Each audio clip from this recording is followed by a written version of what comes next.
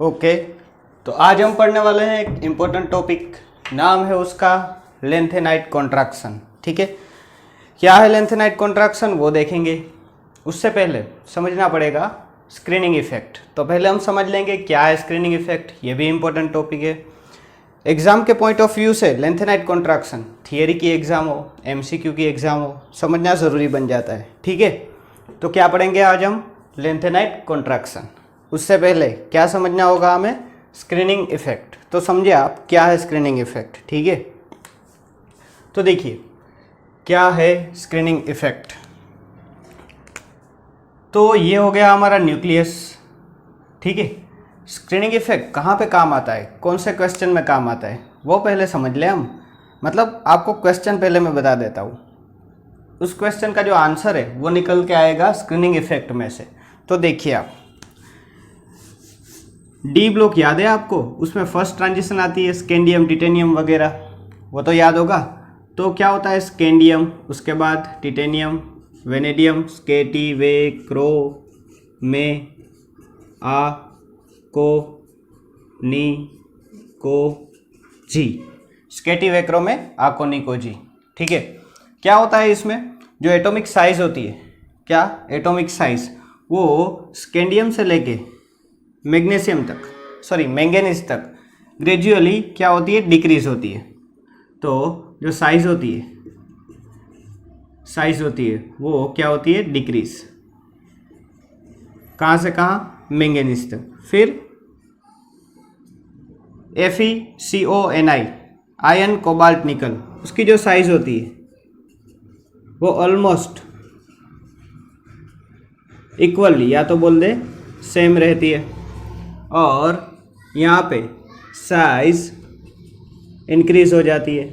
ठीक है, तो ऐसा क्यों होता है? स्कैंडियम से लेके मैंगनीज तक साइज डिक्रीज होती है, उसके बाद FeCONi में साइज ऑलमोस्ट सेम हो जाती है, और Cu और Zn यहाँ से नीचे जाते हुए साइज इंक्रीज हो जाती है, मतलब Zn की साइज ज़्यादा हो जाती है, बढ़ जाती है। ठीक है, तो इसका रीज़न निकल के कहाँ से आएगा? स्क्रीनिंग इफेक्ट समझने के बाद इसको आप अच्छी तरह से समझ जाएंगे।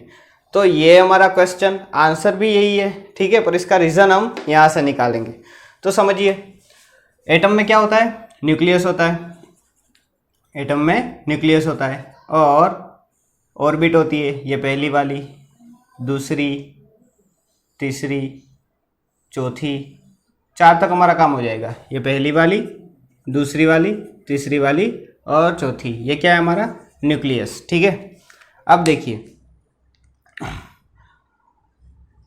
जो एग्जाम्पल लेते हैं हम इसका, स्कैंडियम ले लें हम। स्कैंडियम में क्या होता है? स्कैंडियम की इलेक्ट्रॉनिक कन्फिग्रेशन क्या हो जाती है? आर्गोन, उसके बाद आ जाता है 3d और 4s। 4s में 2 इलेक्ट्रॉन होते हैं और 3d में 1। 3d कहाँ पे होगी? यहाँ पे, और यहाँ 4s कहाँ पे होगी? यहाँ पे। ठीक है, तो 4s में कितने इलेक्ट्रॉन है? 2 इलेक्ट्रॉन। तो 2 इलेक्ट्रॉन हम दिखा देते हैं, किस में? 4s में। और 3d में कितने इलेक्ट्रॉन है? 1 इलेक्ट्रॉन। तो 3d में हमने दिखा दिया 1 इलेक्ट्रॉन। अब देखिए होता क्या है, 4s में ये 2 इलेक्ट्रॉन है और 3d में भी क्या है, ये इलेक्ट्रॉन। तो इन इलेक्ट्रॉन 3d के और 4s के इलेक्ट्रॉन के बीच में रिपल्सन होता है, यानी इसमें और इसमें दोनों में क्या होता है? रिपल्सन। कैसा फोर्स होता है इसमें? रिपल्सिव फोर्स,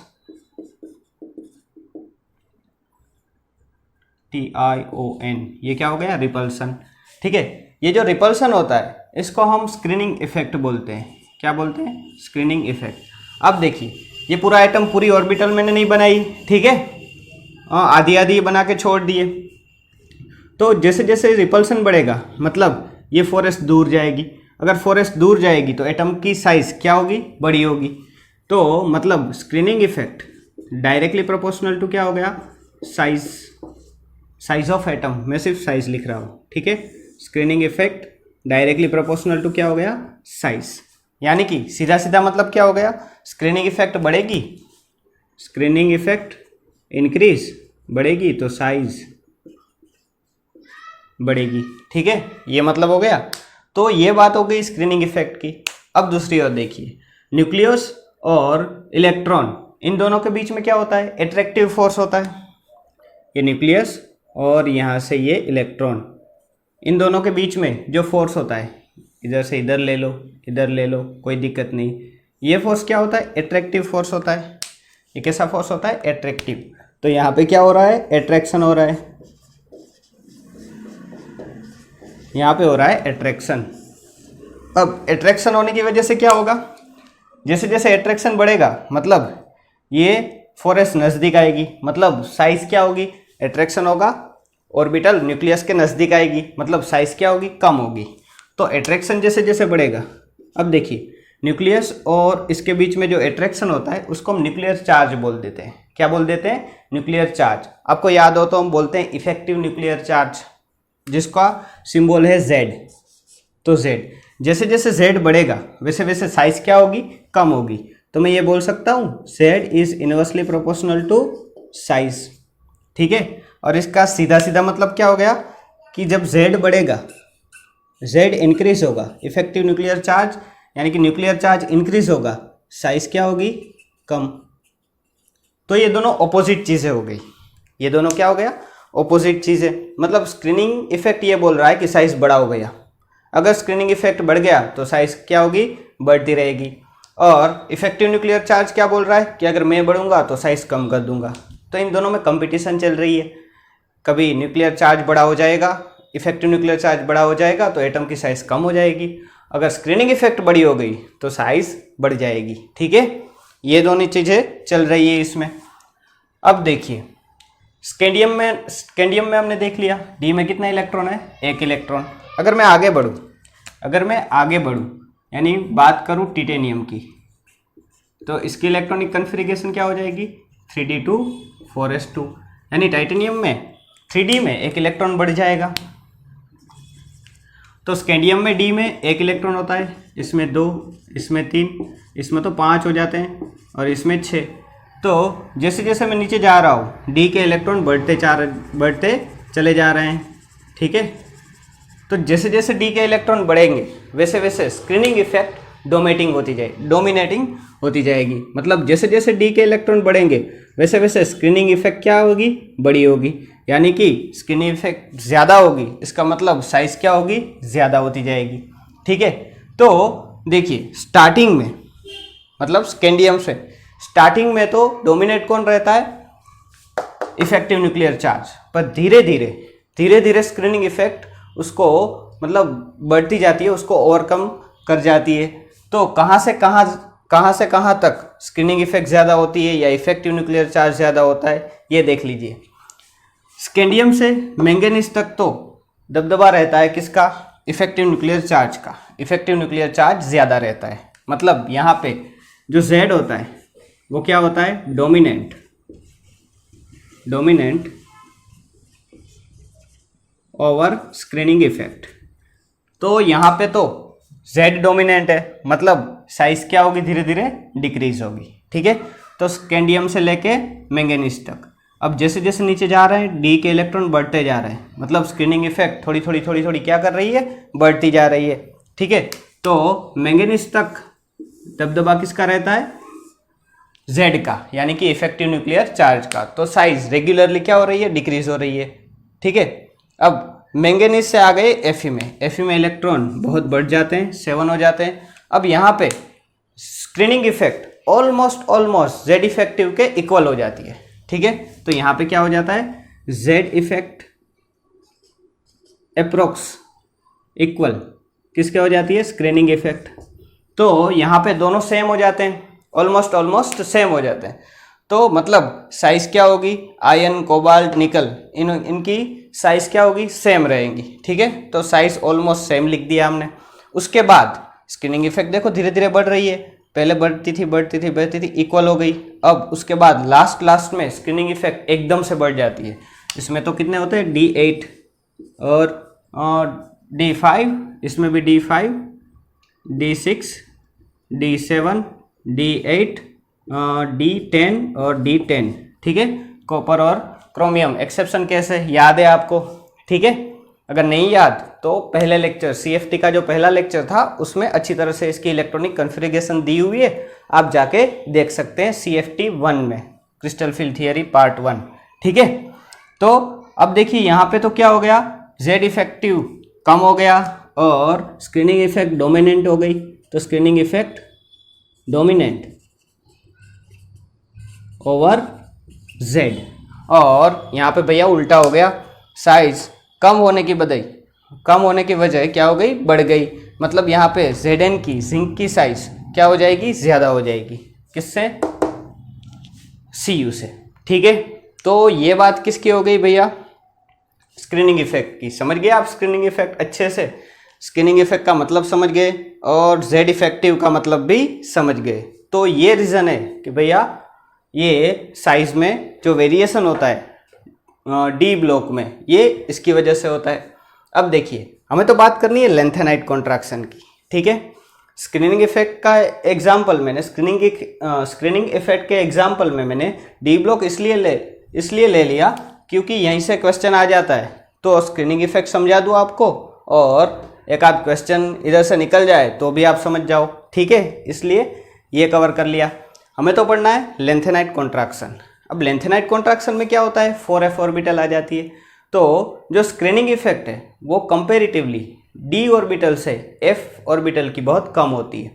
किसकी वजह से कम होती है, उसका शेप जो होता है एकदम से डिफ्यूज होता है। ठीक है, इसकी वजह से उसमें स्क्रीनिंग इफेक्ट क्या लगती है, कम लगती है। तो वहाँ पे स्क्रीनिंग इफेक्ट कम होती है। तो आप ये बोल सकते हैं कि comparatively the screening effect of d orbital is greater than f orbital. ये आप बोल सकते हैं, ये लिख भी लो, कहीं पे काम आ जाएगा। ठीक है, तो इसको मैं निकाल दूं, अच्छे से नोट कर लेना। ये रेड पेन का लिखा हुआ दिखाई दे रहा है ना भैया, दिखाई देगा, थोड़ा कम दिखाई देगा पर कोई दिक्कत नहीं, चलेगा।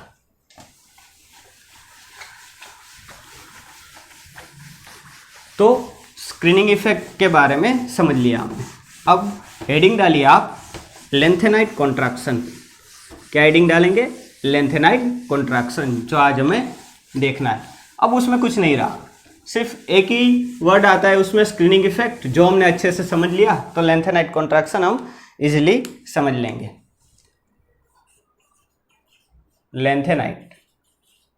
लेंथेनाइट के सभी एलिमेंट को हम प्यार से LN भी बुला लेते हैं, लेंथेनाइट कॉन्ट्रैक्शन। लेंथेनाइट कॉन्ट्रैक्शन, ठीक है। इसकी इलेक्ट्रॉनिक कन्फिगरेशन भी हम लिख लेते हैं। कॉमन इलेक्ट्रॉनिक कन्फिगरेशन क्या था, उसमें जेनॉन था, 4f ऑर्बिटल आती थी, उसके बाद 5d और 6s। 4f में 0 से लेकर 14 तक इलेक्ट्रॉन रहते थे, 5d में कितने थे भैया, 1 या तो फिर 0, और 6s में 2। ऐसी इसकी कॉमन इलेक्ट्रॉनिक कन्फिगरेशन थी, ठीक है। तो अब बात करते हैं हम लेंथेनाइट कॉन्ट्रैक्शन की। तो इसमें नोट करना स्टार्ट कर दीजिएगा डायरेक्टली। पहला पॉइंट आता है, इसमें 4f और 5d की जो एनर्जी है वो अप्रोक्स सेम है। तो ये बात याद करने जैसी है, तो नोट कर लो, energy of 4f and 5d are nearly same, ठीक है। Energy of 4f and 5d are nearly same. उसके बाद दूसरी बात, थोड़ी देर पहले मैंने आपको बोला था कि 4f ऑर्बिटल है, उसमें स्क्रीनिंग इफेक्ट क्या होती है, कम होती है। तो वो भी एक बार लिख लेना आप। Screening effect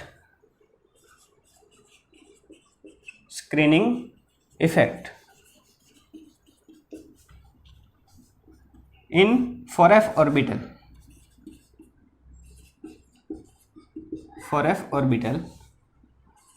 are comparatively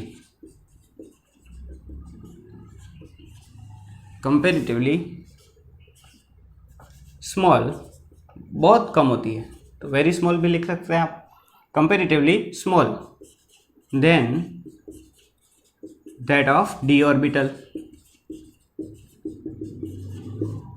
D orbital लिखो या डी ऑर्बिटल्स लिखो, ठीक है, उससे कुछ फर्क नहीं पड़ता।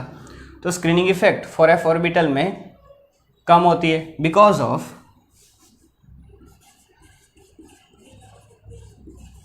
Because of diffuse shape of 4f orbital.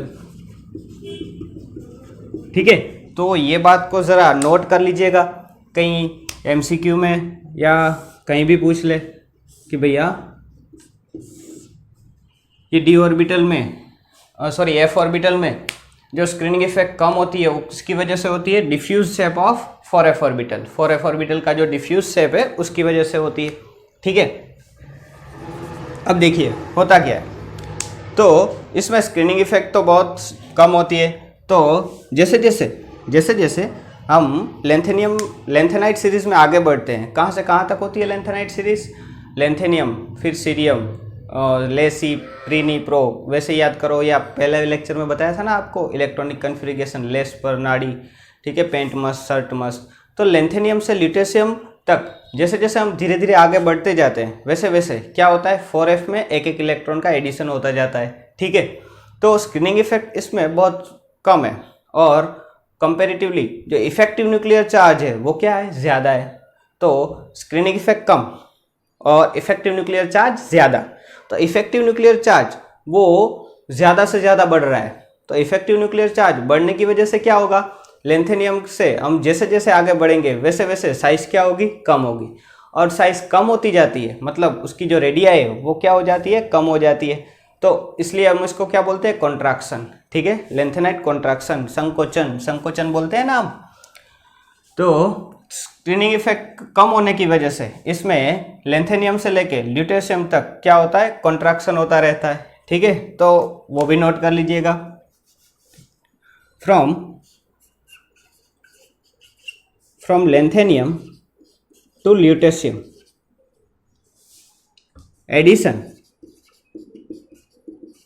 addition of electron in 4f orbital takes place here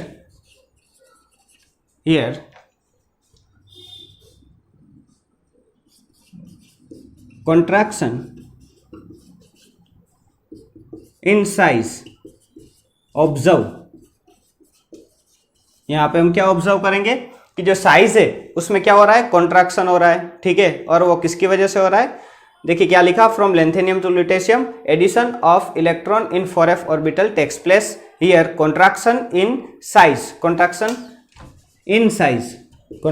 in size observe due to less screening effect and large Z, या तो मैं बोल दूं इफेक्टिव न्यूक्लियर चार्ज।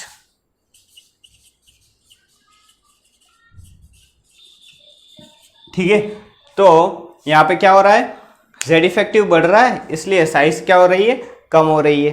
देखिए स्क्रीनिंग इफेक्ट और Z effective के बारे में हमने पढ़ लिया, तो यहाँ पे आसानी से हम समझ सकते हैं। ठीक है, तो ये बात हो गई, क्या लिख लेना एक बार। तो ये बात क्या हो गई हमारी लेंथेनाइट कॉन्ट्रैक्शन के बारे में कि भैया एनर्जी सेम होती है, ये होता है, वो होता है, वो ये सब नोट कर लेना भैया, दूसरी बार वीडियो ना देखना पड़े आपको, और ये चीज़ें आपके पास रहेंगी तो कॉपी में देख के आसानी से आप सीख सकोगे। तो देखिए कॉन्ट्रैक्शन तो हो गया, ठीक है, अब उस कॉन्ट्रैक्शन की इफेक्ट क्या होगी। और एक बात आपको बता दूं कि जैसे जैसे नीचे जा रहे हैं हम, जेड इफेक्टिव बढ़ रहा है ना, वो यूनिटी से बढ़ता है, मतलब जेड इफेक्टिव बहुत ज़्यादा बढ़ता है। ठीक है, और स्क्रीनिंग इफेक्ट बढ़ती है पर बहुत कम। ठीक है, तो कंपैरेटिवली यहाँ पे स्क्रीनिंग इफेक्ट का जेड इफेक्टिव के साथ कोई मुकाबला नहीं है। स्क्रीनिंग इफेक्ट थोड़ी बढ़ रही है और जेड इफेक्टिव बहुत ज़्यादा बढ़ रहा है। इसके हिसाब से क्या होगा, यहाँ पे कॉन्ट्रैक्शन साइज क्या होगी, कम होती रहेगी। ठीक है, तो देखिए अब ये तो पता चल गया कि भैया कॉन्ट्रैक्शन हो रहा है, साइज कम हो रही है लेंथेनियम से ल्यूटेशियम तक, तो उससे इफेक्ट क्या बढ़ेगी। ठीक है, जो लेंथेनाइट सीरीज है उस पर इफेक्ट क्या पड़ेगी। तो अब हम देखेंगे कंसेक्यूस बोल सकते हैं इसको, या फिर क्या बोल सकते हैं, इफेक्ट। ठीक है, कंसेक्वेंस यानी रिजल्ट्स, इसके रिजल्ट से हमें इफेक्ट क्या पड़ेगी। ठीक है, तो हम सीधा साधा लिख लेते हैं भैया, इफेक्ट ऑफ लेंथेनाइट कॉन्ट्रैक्शन। तो हेडिंग डालो, कंसेक्वेंस भी लिख सकते हो इसको और इफेक्ट भी लिख सकते हो, कोई दिक्कत नहीं। इफेक्ट ऑफ लेंथेनाइट, एलएन लिख रहा हूं सिर्फ, लेंथेनाइट कॉन्ट्रैक्शन।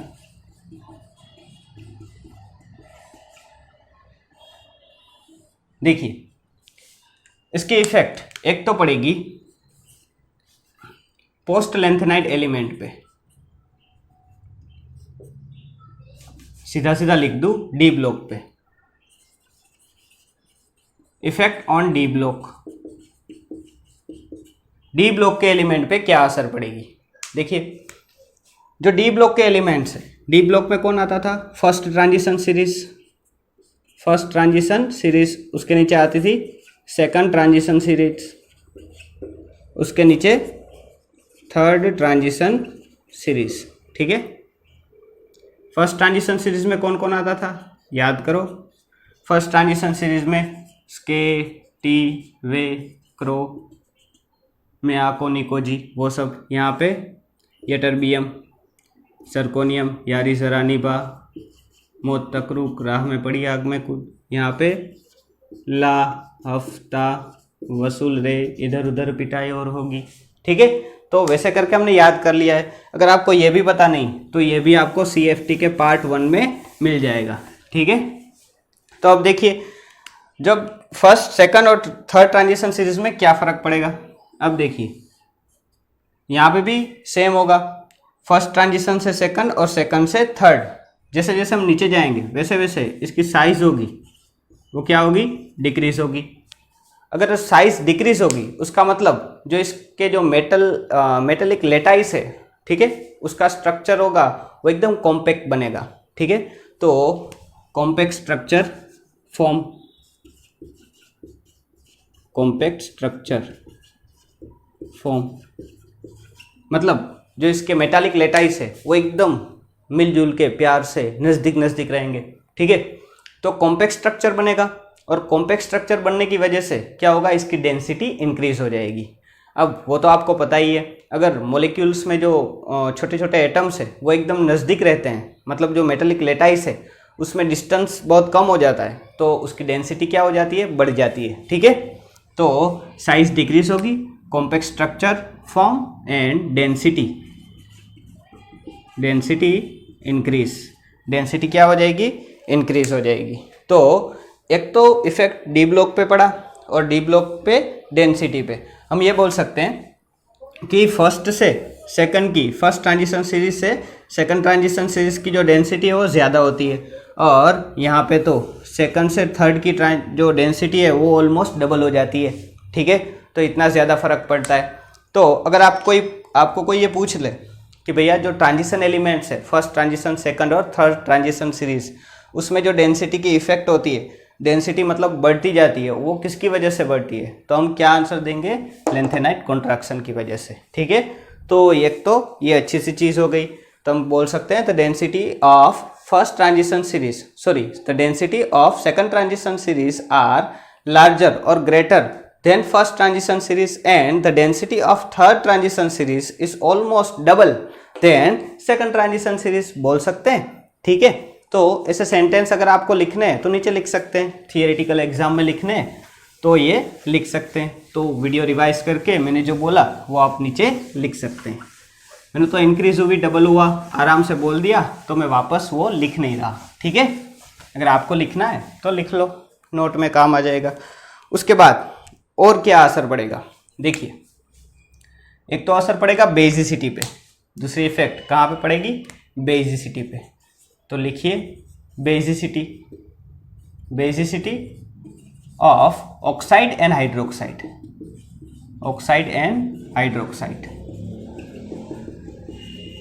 इंपॉर्टेंट हो जाता है भैया, ये देख लेना। अब देखिए क्या होता है, जब हम लेंथेनियम लेंथेनियम से ल्यूटेशियम की तरफ जाते हैं, लेंथेनियम से ल्यूटेशियम की तरफ, तब जो इसके ऑक्साइड है उसकी बेसिसिटी डिक्रीज होती है। मतलब यहाँ से यहाँ तक, यहाँ से यहाँ तक जो एटॉमिक साइज है, एटॉमिक नंबर इंक्रीज हो रहा है, एटॉमिक नंबर इंक्रीज हो रहा है। और बेसिसिटी से मेरा मतलब हो गया ऑक्साइड और हाइड्रोक्साइड की, ठीक है। बेसिसिटी क्या होती है? डिक्रीज होती है।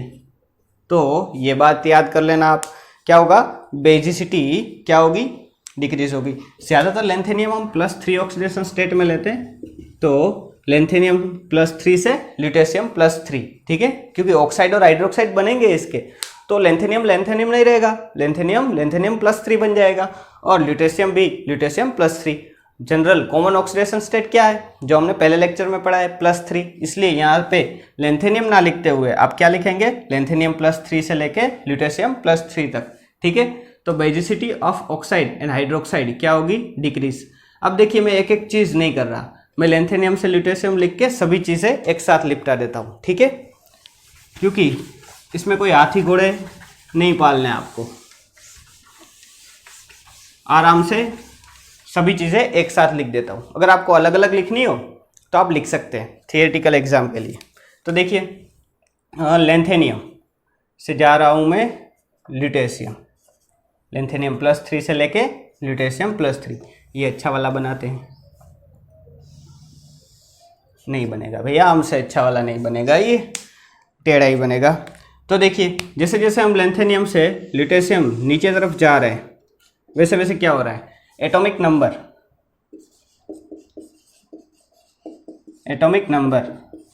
इंक्रीज हो रहा है, ठीक है। एटॉमिक नंबर क्या हो रहा है? इंक्रीज। एटॉमिक साइज क्या हो रही है? एटॉमिक साइज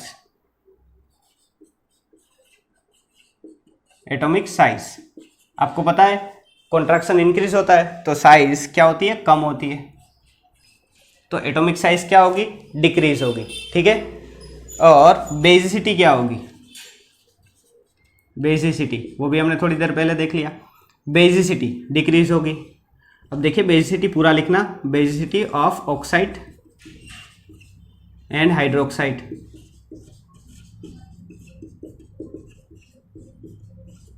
डिक्रीज, ठीक है। बेसिसिटी क्या होगी? डिक्रीज होगी। अब देखिए तीसरी, फर्स्ट, सेकंड और थर्ड, अब फोर्थ, हाइड्रोलिसिस।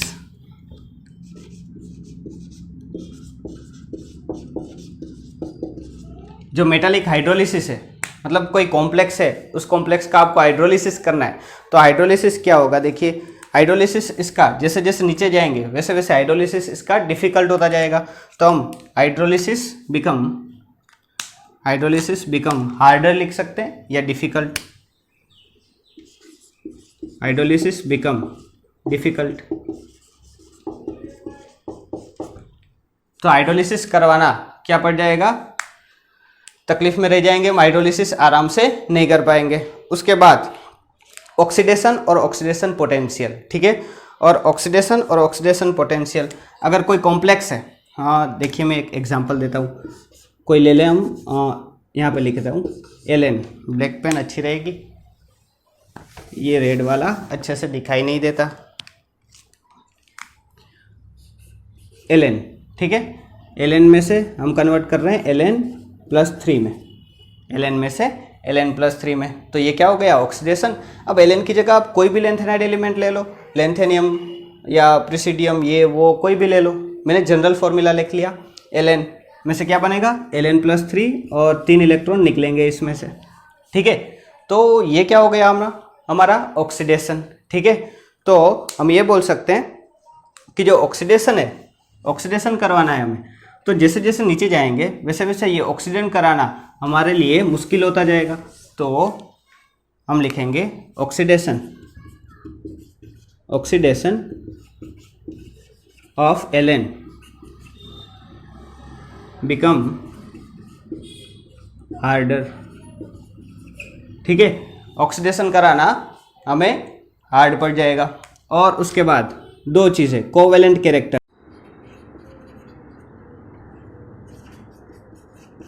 और आयोनिक कैरेक्टर। इसमें भी फर्क पड़ेगा। ठीक है, क्या होगा, जो कोवेलेंट कैरेक्टर है वो इंक्रीज होगा, ऊपर से नीचे आते हुए कोवेलेंट कैरेक्टर क्या होगा, इंक्रीज, और जो आयोनिक कैरेक्टर है वो क्या होगा, डिक्रीज होगा। तो हमने एक में ही सब कुछ लिपटा दिया।